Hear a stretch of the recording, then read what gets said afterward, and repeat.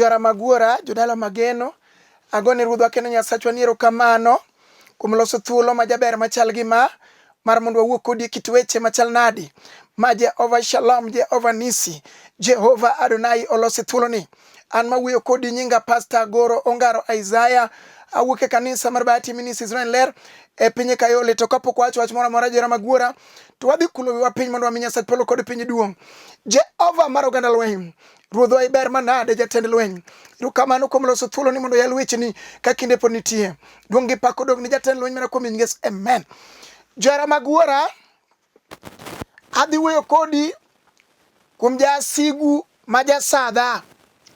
Ok en ana jasigu kende, o jasigu to jasadha. Adwa wuoyo kuom Haman, ng'at mane dwaro ni mondo tiek jo Israel, mondo kargi olal miru, kik chak negi kendo, dalano dhiang' kik donjie, nyathi kik yudie dalano, onge miyo manoting' nyathi e tiende dalano.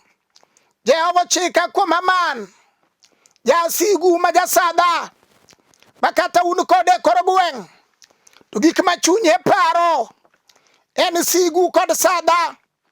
Mana somo Esta 3 matinda par, duong' odog ni jakondo mula Yesu were maklo. Mumba kona niya, Esta 3 matinda par, kuom mano ruoth nogolo tere lwete. Ruoth odhi okawo tere manie lwete. E sechego ji nie budho gotieno, Haman odhi manyo teko. Owuotho gotieno wakia piny manodhiye. Odhi manyo teko, odhi ogolo tere omiye. Oketne tere ne lwedo monego bed ni kete tere mar miyo ji teko. Mano e gima Haman ne dwaro mokwongo, mondo oyud teko mondo otiek godo jomaler mag Jehova, mondo gweng'no obedie bwo tiende. Onge nyathi madonje kod gari, onge nyako mikende e gweng'no. Okwongo dhi omo tere. Winj gima muma maler to lero.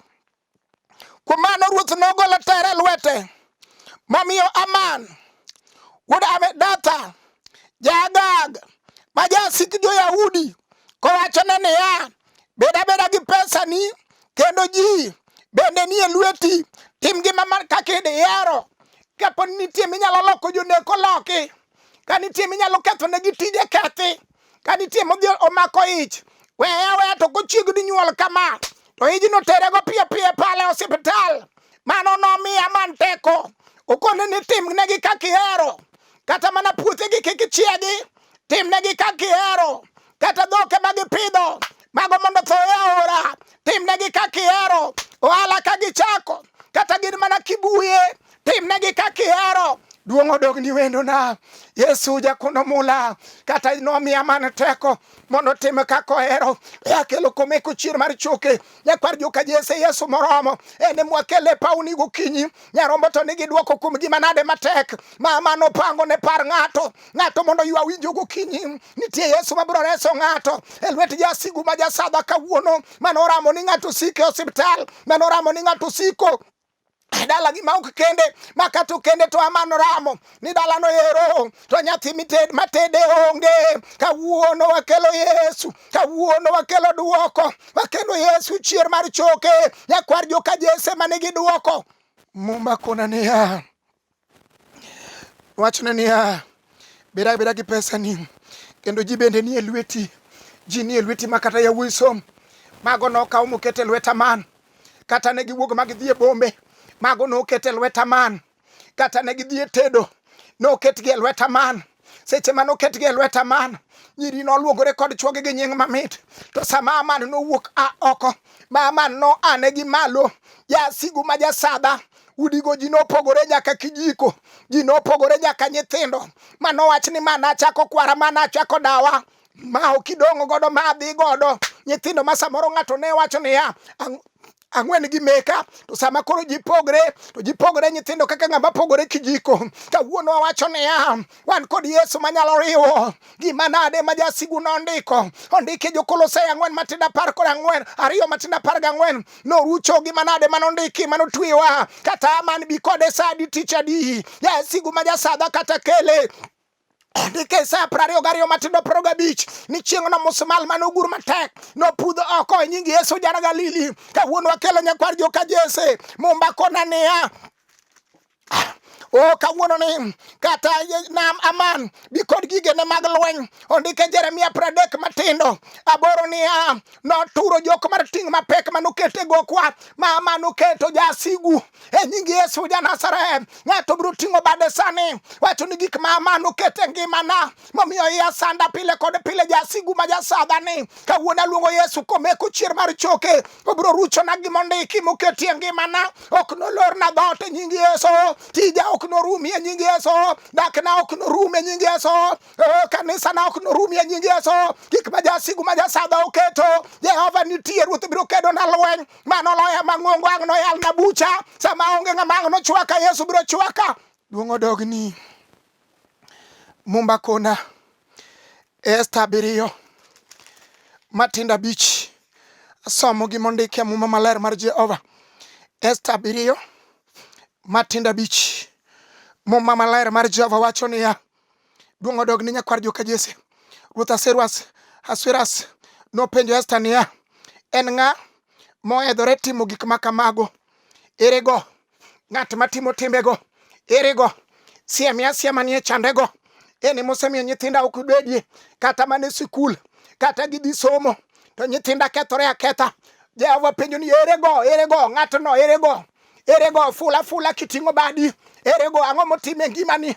bende in osebedo ka chandi wacha fula sani erego sebedo komi yonge kod kwe fule sani elela we munge fula ni nje chien mosebedo komi an kod gope pile kod pile misiki baya siki banda pile kod pile erego fule lela osemiyo dala kata mana gik madonje mabe onge fule kawuono wachne Jehova kawuono ni afulo gi sando ngimana mi ok anyal bet gi dhako ok anyal bet gi dichuo ok ohanda ok anyal sudo erego duong' odog ni Nazareth Esta nodwoke niya en jasigu ma jasadha o jasigu ma jasadha koneno nyathi ng'ato kodonjo koro gweng' odak mana ni mano to kiawa wanane koneno kanyar ng'ato kende koro gweng' kiawa kanobedie dalano koneno ka ng'ato chako ohala owuondre no biro nyiewo gik moko kodok to wacho ni kiawa wanane erego jasigu ma jasadha ok odwar ni gir ng'ato mondo sudi akelo Yesu raba kawuono biro rucho gi mondiko e nying Yesu ja Nazareth musumali moguro japuonj biro pudho oko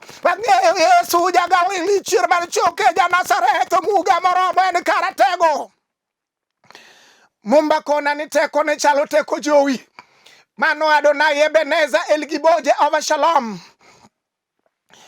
jasigu ma jasadha kataram ne par ng'ato wan kod Yesu geno kawuono jakono mula jasigu ma jasadha kataram ne par ng'ato wakelo Yesu duoko kawuono ne ng'at manoduoko wuoyi kanolewe liete mag jomotho e piny Jogerasi odhumo kisungu madongo mag mbalariany min gi to notweyo suka kanotweyo nungone sama notweyo nungone kogo tong'o ni nyathine chieng' moro norese dalane nolokre kaka resruok ne dalane kara Aman jasigu ma jasadha to ne pimo nyathino wacho ni mato ok nonyiew kata mabati achiel ne dalagi be ng'ato winjo ka Aman jasigu ma jasadha liwe wacho ni kawuono asefwenyi jasigu ma jasadha ara ine mimi asandora kod tuo kawuono ni aluongo Yesu nyamrerwa ng'at manoparo wi manolewe edho yawo higa 38 ka ng'ama nyalo lime ne onge sama nosoromo Jehova wa Yesu wani ok deki bende ok omondi sane kochopo to jasigu ma jasadha biro dong' gi wich kuot e lela ka piny neno ibiro ting'o nyathi e tiendi ma jasigu ma jasadha wuor nono manyaka mama manowach ni ok doting' nyathi e tiende ibiro ting'o e nying Yesu ja Galili wang'eyo Yesu ja Paradiso manoparo ana kanolewo sama inyiero ana to sama ne Yesu ka Jehova nodonjo ka ano ywak balite kalu mar Jehova japuonj neno pi wang'e maol kala erego ng'ama dwa ywak ne japuonj gokinyi wacho ni Jehova kata jasigu ma jasadha oseramona to kawuono nyathi tating'e tiende nyaka winj ywak nyathi e oda kawuono ni duong' odog ni Yesu jatend lweny iber ja Galili mumba kona Esta 7 matindo 5 Ruoth Ahasuerus nopenjo Esta niya en ng'a moseidhore timo kamano En ng'ama oseedhore ni nyaka dala nyaka rum. Tinga badi malo. Wachni Jehova ng'eyo jasigu ma jasadha manoramo ne dalawa. Makata dhok ni pidhe dalawa to onge manyalo dongo. Nyithiwa kano tedo to duogo bang' dweche 3. Jogweng' nong'eyo ni nyi joka ng'ane tok nyal tedo. Kara jasigu ma jasadha ema nobire tok dala gotieno kane wanindo. Jehova ruchie gi mondiki kawuono. Pudhie musmande ma jasigu ma jasadha nopure pidhe dalawa. Andike Jeremia 40:4 ni kawuono golo nyororo oko e lweti. Jakonda mula golie nyororo oko e lwetwa sani. We mondo wane lochni teko ni gweth ni ng'uono ni. Iber japuonj. Wuok 15 matindo chiko. Wacho ni jasigu nowacho na biro lawogi. Ma jokgi. Ma pe mwandugi. Abiro golo liganglana.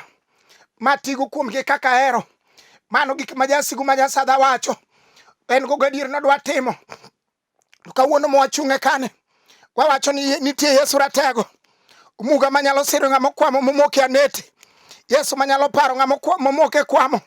Mage joko ma japuonj golo oko. Oparo wi manolewe dho yaw igni 38. Makata chieng' biro. Chieng' chame mana kanyo makata lot nitie. Mago bende chame mana kanyo makata ndinge ose buth. Pode chame mana kanyo ng'amo dewe ne onge. Mumba okokona na nyuola nogo bura. Mondo mi odhi ogole dho yawo. Mumba okokona ni ya. Ni jodala gi nowacho ni waus dhiang'. Mondo mi odhi ogole dho yawo. Nitie sama ng'ato nyalo dong' kod Yesu meja kende. Wacho ni japuonje kona kama kura moke ni. Japuonje kama moke anete kama kwame ni. Japuonj bi mondo ibedo osiepe na nolimo yawuot joka Juda. Shadrach, Meshach kod Abednego kanie dier mach. Mani luongo ni ng'at mar 4, the 4th man, onyalo biro kawuono mondo lime ng'ato kama jasigu ma jasadha nodiye. Mowacho ni kato COVID-19 tieke. Kato nyaka kahera tieke. Kato nyaka tielo maremo tieke. Jasigu ma jasadha oramo. Wacho ni kato neko nyaka tieke. To nitie Yesu manyalo limo ng'ato. Kata ng'ato nie liete mag joma tho. Momuode opokora bolo to chame nyaka losruok mag dhano. Yesu pok noyiero. Bed ni dalano ne lich motimo sitima. Yesu ne pok oyiero. Bed ni dalano nigi udi mokungore piny. Yesu pok noyiero. Duong' odog ni Jagalili. Parie mama moleo ni japuonj. Parie nyathi sikul moleo ni rabi. Parie mama mayuak ni nyithinde olalni. Nyithinde olalni ke jasigu ma jasadha. Manoramo ne dalane. Manoramo ne ode. Manoramo ne nyikwaye. Manoramo ne puothene. Jehova inyalo kelo ng'uono. Ondike Isaya 45. Nabiro mako badi makora chwich. Mondo lo wasigu mochung'ie mbele ni. Ondiki Zekaria 4:7 ni kata chandruok momako Zerubabel romre kod gode gin gik mineno gi maboyo. Ji ong'eyo chandruogi no. Ji wuoye sama ji dhi chiro. Ji wuoye sama ji nie barasa mar chief. Ji wuoye kata mondo kadhi aora. Kata mane freji kamineno nitiere no. Chandruok ma in godo no ji wuoye. Kaka ibiro lor ni dhot ji wuoye. Kaka ibiro riembe polod no ji wuoye. Kaka onge nyathi ot ma ywak no ji wuoye. Iwuoye kaka samoro inapoyo madichuo. To no biro tedo ka obiro tekethonwa seche nang'o. Nitiere chandruok maramo kod got. To nitie Jehova manyalo pieyo machal kaka pewe. Duong' odog ni Nyasaye maduong'. Iber Jagalili. Iber jakono mula. Muma wacho e Mika 7:8. Wasika we uru nyiero. Kama ili alore ni mama sigu. Majasigu majasadha otiela pinyni. Nitie Jehova majatimo ng'uono majaduok ne ng'ato geno. Obro duoko na wanda machak chung kendo. Abro amalo kendo manyaka nyithino ywak nyithino no winji oda. Wacha ni mirwa kato senyiera. Ni pile kod pile mon dhi e maternity to chako duogo. Gidhi giduogo gi nyithino ato kadhi ta duogo gi lweta nono. Meka kome to kot kako ganda. Nitie Jehova manyalo rucho gi mondiki manotweyo ng'ato. Kawuono ni tinga badi malo wacho ni Jehova kawuono ruchi gi mondiki kuoma ma jasigu ma jasadha nondiko. Kata no wuoke koth joka kwere nitiere mbi Yesu manyalo rucho gi mondiki. Kata nondike kod joma nade sadi tichadi. Mano kwa chandwa wang'eyo Yesu Jagalili. Ondike ngeche 30 matindo 30. Ni mokwongo en sibuoro ngele mora maromo kode. Luonga ne jatend lweny no mondo bi kawuono min mondo kedi ni kawuono. Ondike fwenya dek matinda boro nabiro aseketo dhote mbele ni maonge ng'ama nyalo loro. Kata man Jasigu Ma Jasadha bino biro loro ok nolor. Wan kod Yesu Lwanda manodhi e piny jomotho. Manuel bang dala dek siburo mwamaliel. Oseketo dhote mbele wa maonge ng'ama nyalo loro. Ala biro sudo, some nyithindo biro sudo. Dakini biro sudo merwa. Kwe kodera biro duoge odi e nying Yesu Janasare. Tiji onge ng'ama nogoli e nying Yesu mare polo. Ohandi biro sudo, Jehova biro kelo customers. Chaka matinde kamano nitie Nyasaye maduong'. Oseketo dhote mbele ni maonge ng'ama biro loro e nying Yesu Janasare. Kata man Jasigu Ma Jasadha tem. Obigo tieno bigo kinyo bigo diro tieno. Wan kod Adonai Ebeneza elgi bo Jehova Shalom Yahweh ng'at manyalo nyalo. Duong' odogni Janasareth. Ndike Jeremia 23 matindo 29. Ni wachna chalo mach, wachna chalo nyundo. Obiro baro Lwanda matindo tindo. Gik ma Jasigu Ma Jasadha noketo. Obiro baro Lwanda go matindo tindo. Kata noketo gimiluongo ni tielo maremo. Obiro baro Lwanda no matindo tindo. Kata nowach ni en kor maremo. Obiro baro Lwanda no matindo tindo. Kata noluonge ni ich mok nyal ting'o nyathi. Wacha ni kana noting'a bende ting'o kawuono ne nying Yesu Janasareth an kod yie. Alware wi chonga kawuono ayany rumo kuoma. Alware wi chonga kawuono ok chak luonga na dhako ni en apoyo madichuo. E nying Yesu achung' kawuono ni kaka Abraham bende nochung' kod chiege. Kata ndalo no niang' Abraham ne pod nigi yie. E yie no kende emomiyo Jehova notimo ng'wono.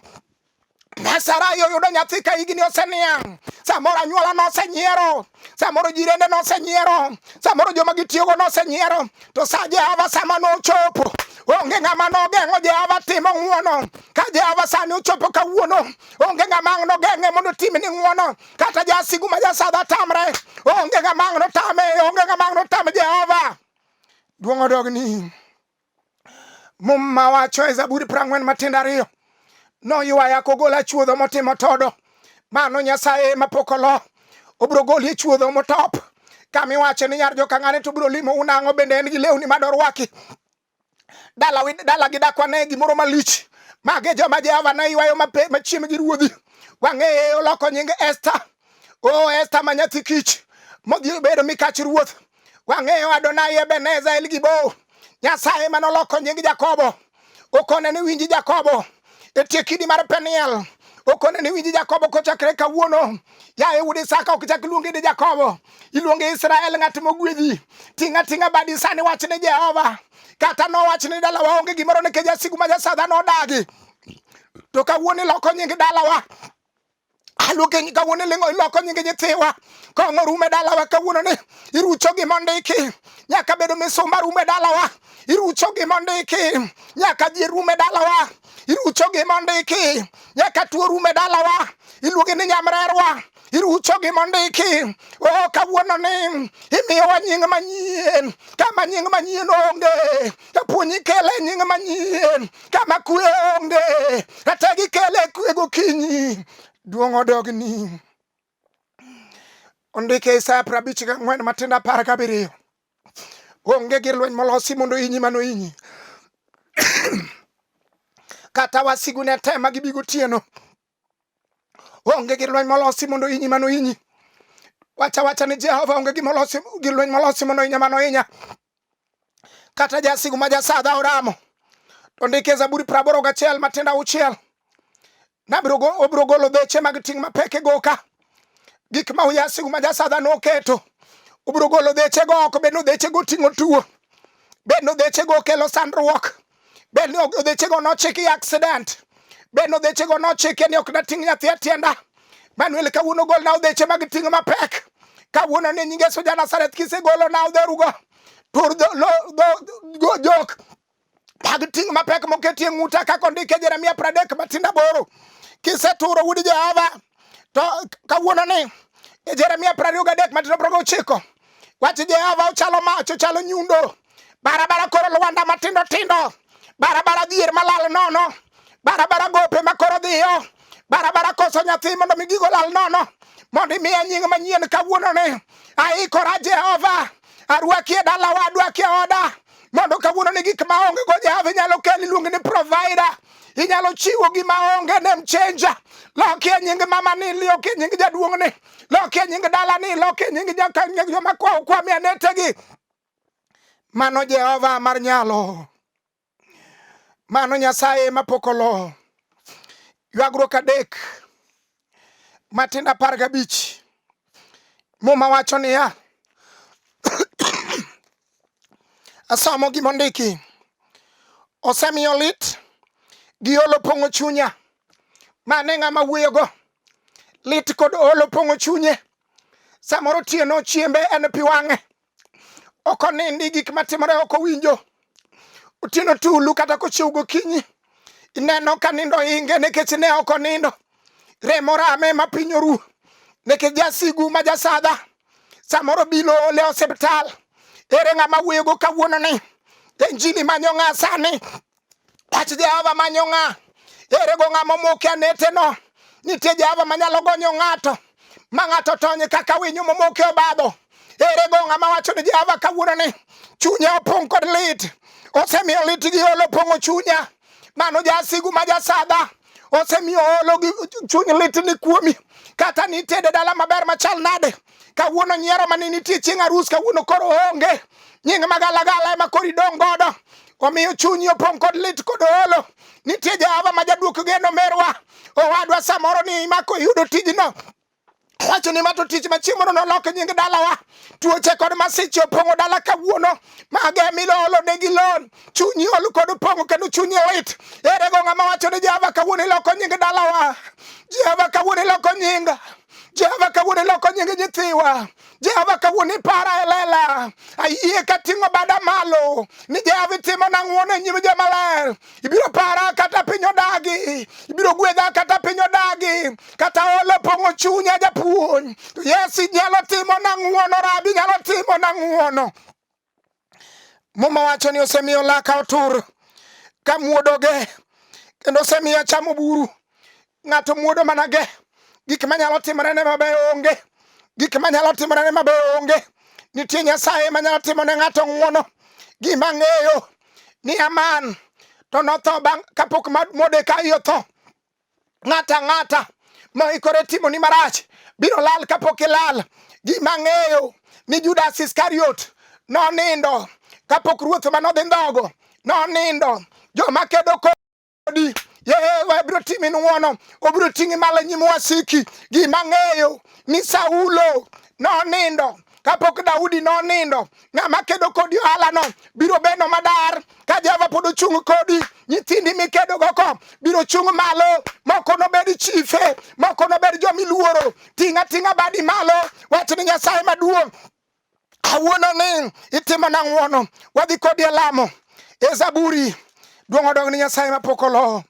E Zaburi duong' odog ni chier mar choke. Jagalili moromo. Wadhi kodi lamo e Zaburi 55 Matindo 16. Mumba kona niya. Erokamano chier mar choke 55 Matindo 16. Muma wacho niya. To an akwayo Ruoth Nyasaye mondo konya. Tinga badi malo mondo konyi. Kendo ang'eyo ni obiro resa. Aywa kendo achur gokinyi. Gotieno kod otieno. Kendo ang'eyo ni obiro winjo ywakna. Kado bedo ni wasika thoth kamano. To Nyasaye biro duoga ka ngima. Ka lweny kama kedo kodgi. Wadhi kodi e lamo. Jehova mar oganda lweny. Pare jogi mowinji Nyasaye maduong'. Pare nyathi sikul ni, pare miyo ni, pare jaduong' ni. Pare dala ni, pare ohala ni, Nyasaye, pare kanisa ni. Jogi oting'o badgi malo giwacho ni gionge teko. Jateko mar Israel olor kawuono. Chungi dogi chielgi pargi umgi tinggi malo. To mana kuom nying Yesu Kristo. Amen. Jara magwara jodalo mageno. An mawuoyo kodi nyinga Pastor Goro Ongaro Isaiah. Awuok e kanisa mar Bahati Minis Israel ler e piny Kayole. Namba na madang' yuda go en 0733 79 49 10. Anuoyo namba na madang' yuda go en 0733 79 49 10. Namba na machielo en 07 kendo 07 to 70 53 76. Anuoyo namba na machielo en 07 kendo 07 to 70 5376. Mad Jehova ma Jasir joge. Osiru kawuono, osiru kiny, osiru ndalo kondalo. Amen.